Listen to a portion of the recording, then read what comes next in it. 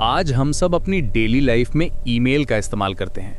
Office के काम से लेकर दोस्तों से बात करने तक ईमेल हमारी जिंदगी का एक जरूरी हिस्सा बन गया है। पर क्या आपने कभी सोचा है कि ये सिस्टम जिसे आज दुनिया भर में अरबों लोग इस्तेमाल करते हैं, उसे सबसे पहले किसने बनाया था? ज्यादातर लोग शायद कुछ बड़ी टेक कंपनीज या यूनिवर्सिटी प्रोफेसर्स का नाम लेंगे, लेकिन असल कहानी इससे कहीं ज्यादा दिलचस्प है। ये कहानी एक भारतीय अमेरिकी लड़के की है जिसने सिर्फ 14 साल की उम्र में वो कर दिखाया था जिसके बारे में उस वक्त कोई सोच भी नहीं सकता था। ये बात है 1978 की। शिवा अय्यादुरे एक high school student new Jersey के एक मेडिकल और डेंटल यूनिवर्सिटी में काम कर रहे थे। उस जमाने में ऑफिस का सारा काम कागजों पर होता था। एक डिपार्टमेंट से दूसरे डिपार्टमेंट तक मेमोज और चिट्ठियां भेजने के लिए एक पूरा इंटर ऑफिस मेल सिस्टम होता था जिसे डाकिया हैंडल करता था। इसमें इनबॉक्सेस, आउटबॉक्सेस, फोल्डर्स, एड्रेस बुक्स, सब कुछ फिजिकल होता था। यूनिवर्सिटी के लोग इस पुराने सिस्टम से परेशान थे और एक मॉडर्न इलेक्ट्रॉनिक सॉल्यूशन चाहते थे। उन्होंने ये चैलेंज शिवा को दिया। शिवा ने इस काम को सिर्फ एक प्रोजेक्ट की तरह नहीं देखा, बल्कि उन्होंने इसे पूरी तरह से डिजिटल दुनिया में उतारने का फैसला किया। उन्होंने ऑफिस के हर एक फिजिकल एलिमेंट को समझा और उसे कोड में बदलना शुरू किया। शिवा ने उस वक्त की एक पॉपुलर प्रोग्रामिंग लैंग्वेज फॉर्ट्रैन का इस्तेमाल किया। उन्होंने एक एक करके ऑफिस मेल सिस्टम के हर हिस्से को डिजिटल रूप दिया।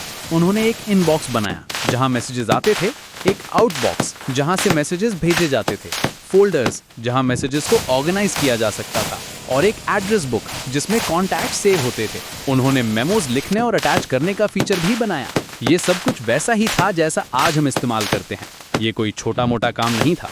शिवा ने 50,000 से ज्यादा लाइंस का कोड लिखा ताकि ये सिस्टम बिल्कुल असली ऑफिस की तरह काम करे, लेकिन बिजली की रफ्तार से। सबसे बड़ी बात यह थी कि उन्होंने इस सिस्टम को नॉन टेक्निकल यूजर्स के लिए बनाया था, यानी वो लोग जिन्हें कंप्यूटर्स की ज्यादा समझ नहीं थी, जैसे डॉक्टर्स और सेक्रेटरीज। वो इसे आसानी से इस्तेमाल कर सकते थे।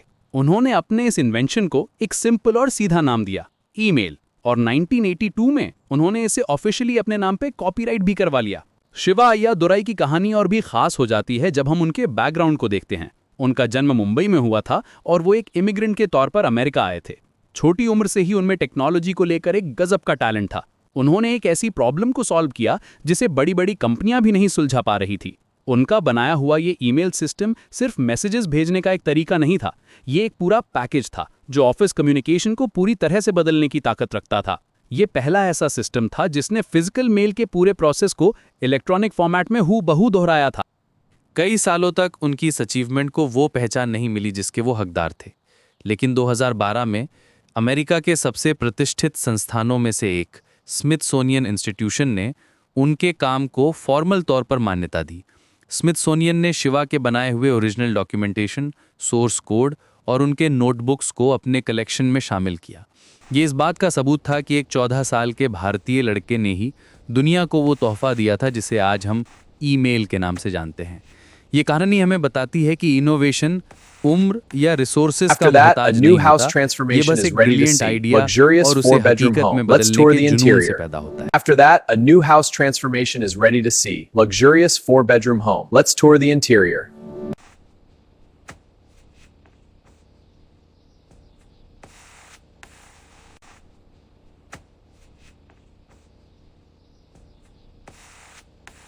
After that, a new house transformation is ready to see. Luxurious 4-bedroom home. Let's tour the interior.